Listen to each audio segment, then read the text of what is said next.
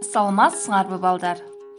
Адабият адамдарды аруу жолго баштоо үчүн, аларды тарбиялоо үчүн окуганда кубаныч, кайгырып, ызалантып, күлдүрүп, ар кыл сезимдерин чыгаруу үчүн окурманга кызмат кылат.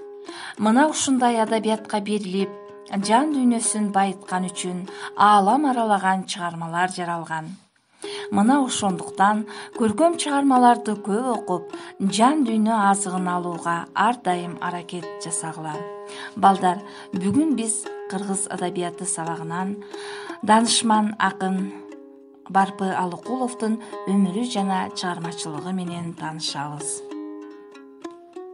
Сабактын максаты Барпы Алыкуловдун өмүрү чыгармачылыгы боюнча кеңири маалымат алабыз. Өмүрү өрнөк инсандын чыгармалары аркылуу жан дүйнөгө руханий азык алып, адабиятка болгон кызыгуубузду арттырууга аракет жасайбыз. Элдин керегине жараган инсан болууга багыт алабыз. Балдар, бүгүнкү сабагыбызды кызыктуу маалыматтар менен баштайбыз. Кыргызстанда эң көп китеп жазган акын Муса Жаңгазиев. Ал 81 жашында 73 китептин автору болуптур. Эң көп болгон чыгарылган ыр эл акыны Сооронбай Жусуевдин «Унутпаймын» деген ыры. Ал ырга 5 автор Абдыкадыров, Тургунбаев, Маданбеков, Усубалиев, Жумагулов обон чыгарган.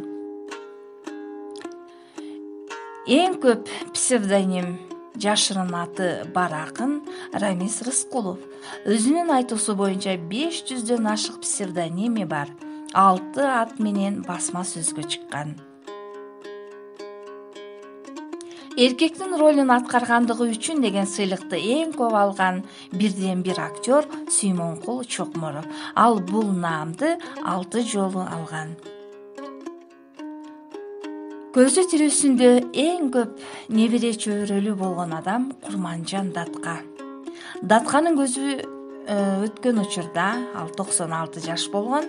Анын 183 тукумунан 98 2 уулу, 2 кызы, 31 небереси, 57 чөбөрөсү, 6 чебиреси жашап жаткан. Кыргыз эл ырчысы, элдик өзеки поэзиянын классиги, кемеңгер акын Барпы Алыкул уулу 1884 жылы Жалал-Абад аймагынын Сузак чөлкөмүндөгү ачык ыштагында туулуп, 1949 жылы кайтыш болгон. Кедей үй бүлөдөн. Атасы Алыкул жалчылык менен күн көргөн. Ошол көр тириликтин айынан ал 9 баласын бага албай, экөөнүн Болот менен Барпыны бардар адамдарга малай кылып берген. Алыкул ырчы да болгон. Ал 1904 жылы дүйнөдөн кайткан. Барпы кичинесинен жокчулуктун запкысын тартып чоңойгон.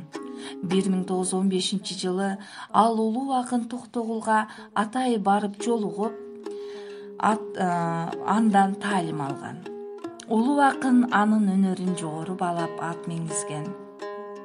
Барпы Октябрь революциясынан кийин жаш совет мамлекетин чоңдоого белсенип катышкан. 1920 жылдарда Жарды жалчы комитетинин төрагасы, Чангент айыл кеңешинин төрагасынын орун басары болуп иштеген. Андан соң өзү ооруп, көзү көрбөй калган. 23 тагдыр акынды аяусуз жазалаган. Бир гана кызы аман калып, 23 перзентин жерге берген. Акын майышкан, бирок сынган жок. Азиздигине, колунан бирөө жетелеп жүргөнүнө карабай, улуу ата мекендик согушта мекенди коргоо үчүн жөнөп жаткан жоокерлерди темир жол вокзалынан ырдап, аман барып, кан ичер душманды жеңип келгиле, Манас атаңардын арбагы колдосун деп, ак батасын берип узатып турган. Атасы Алыкул Шамырза уулу үчүн 9 баланы багуу кыйын эле. Ошол себептүү Барпыны 8 жашынан малайлыкка берди.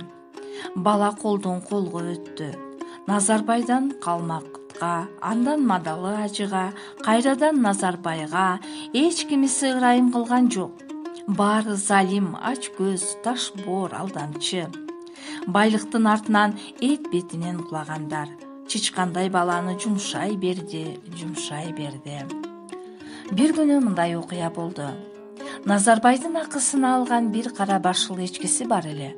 Ал барпы кайтарган кой менен кошо жайытта болчу. Чарчаган бала көзү илинип кетет. Ошол малда койго карышкыр тиет.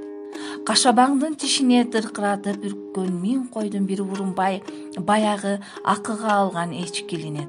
Ошондо ушул кырсыкка жаны ачып, жини шакардай кайнаган барпы бөрүгө болгон каргышын ыр менен айтат. Маани да, уйкаштык да өзү эле куюлуп келе берет. Ошол болду, ал өзүн ырдай аларына ишенди. Бул ынтасы менен ыр чыгарууга берилди. Ыр букту таратып, көңүлдү гана көтөрбөстөн, койчу колоңдордун арасында барк көтөргөн да касиети бар экен. Алардын барпын ырдатып уккусу келгенин, уккандар кубанычка батып сүрдөп турганын айт. Ошентип ыр өлүмдү сүрүп чыгарды. Жашоо деген кызык сонун тура. Күндөрдүн биринде малайынын ырчылыгын кулагы чалып калган Назарбай барпыны беттеп, жектеп, кордоп ырдап жиберди. Бала да жалтанган жок. Тилин да тартпады. Кыйналып жүрүп өлбөсөм, кегимди сенден аламын, деп орой көзү чарай айтып салды. Күндөрдүн биринде Чангент кыштагына эшен келет. Аны көпчүлүк төбөсүнө көтөрүп күтүп алат. Ага келип кол берип таазим кылгандар көбөйөт. Ошондо анын чачпагын көтөрүп жүргөн сопу молдолор чогулуп алып эшенге минтип айтышат. Айылыбызда барпы деген кайырдан ырчы бар. Ал баарыбызды шерменде кылып бүттү. Сөксө тил, урса келтик өтпөйт ага. Ошого бир сыр көрсөтүп коюңуз, жини кагылып калсын. Эшен макул болот. Барпыны чакырып келишет. Эшен дини санжырадан кеп чубайт. Жүрөк түшүрө тургандай тозоктун оор жазасын кыйноолор жөнүндө таасирдүү түрдө айтат. Угуп отургандар жакасын карманат. Бирок ошондо барпы тим тура албастан ырдан кое берет. Алдап суулап байдан көрдүң ишеним, өзүң өлбөй тозокту кайдан көрдүң ишеним, дейт. Чагылгандай каарын түшкөн сөз күчүнөн мууну калчылдап титирейп эшен. Ошондо барпынын чыгармачылыгына баа берген экен. Барпы акын өмүрүндө 60ка жакын ырчы менен айтышкан. Алардын арасында Жеңи Жок, Токтогул, Бекназар, Калмурза, Нышан, Сыдык, Ботобай, Нурмолдо акындар болгон. Булардын ичинен Токтогулду, Бекназарды, Нышанды устаты катары эсептеген. Айтышка чыккандыгына байланыштуу барпы өзү минтип айтып калчу экен. Эң биринчи мени айтышчу өзүмдүн ырчым болгон. Өзүмдүн ырчым дегенимдин мааниси мындай: мен жаш кезимде өзүмдү айтышка даярдап, үйдөн алыс ээн коктуга барып, куурайдан адам кебетелентип, каракчы кылып алып, ага баланча ырчы деп ат коюп алып, алым сабак айтышып, анын атынан да, өзүмдүн атыман да ырдап машыкчумун дейт. Демек, ал өзүн өзү тарбиялаган бир ырчы акын болгон экен. Барпынын поэзиясына көп жактуу маани, мазмундук тереңдик, өзгөчө көркөм күч берип, ырчынын бой келбетин башкалардан фонунда айырмалуу кылып көрсөтүп турган бир артыкчылык сапат анын философиялык ыр түрмөктөрүндө жатат. Бул жанрда акын өмүрү өткөнчө кастарлап сүйгөн, бир талантышкы, ойчулдук жөндөмү менен күчөп өнүктүргөн. Данышман нускасы барпынын окуп же угуп, бирөөлөрдү ээрчип үйрөнүп алган билими эмес, чыгармачылык машыгуу ыкмалары да эмес, жалаң турмуштук тажрыйбасы да эмес, ал акындын нукура табигый стихиясы болгон. Мындан тагыраак айтканда, Барпы энеден ырчы болуп төрөлгөндөй эле акылман да болуп төрөлгөн адам. Сөз ойчул акындын айт десе, күн, жер, аккан суу, шамал, от, тартип, адам, ажал, болбойт, санат, дүнүйө, мырзайым, ала тоо көрккө келбейт эл болбосо жана башка шедеврлери бар.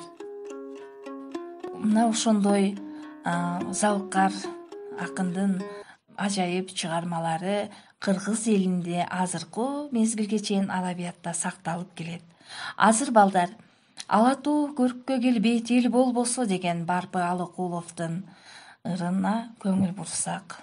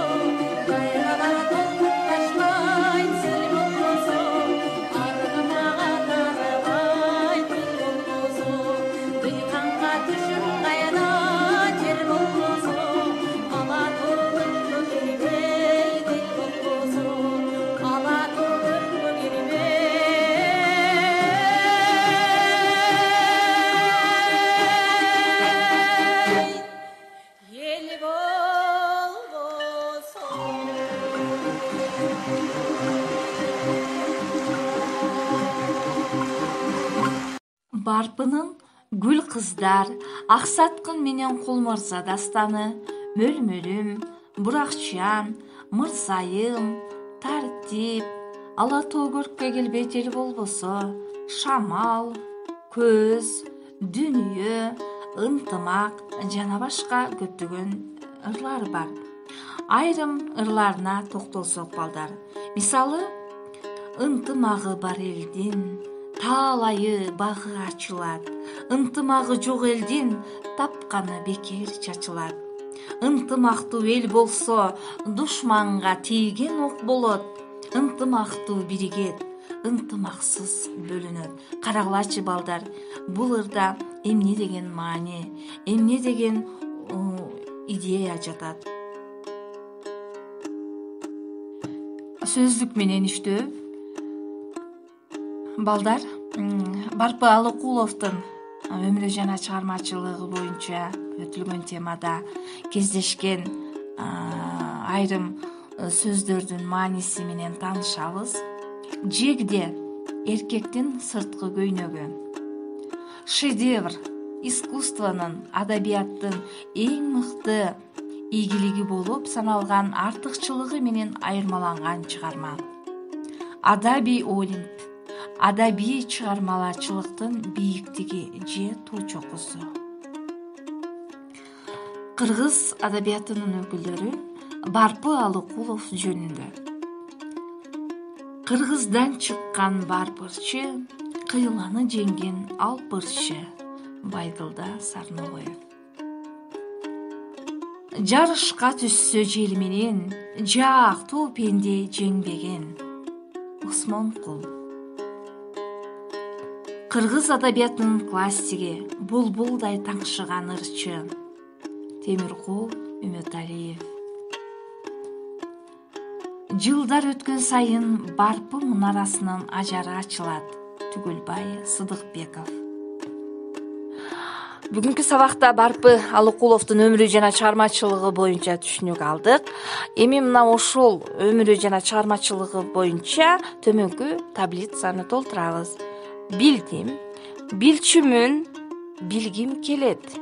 Үй тапшырмасы Барпыл Алыкуловдун ырларындагы салыштырууларды таап, аларды жазуу. Балдар, бүгүнкү тема боюнча түшүнүк алдыңар деген ойдомун.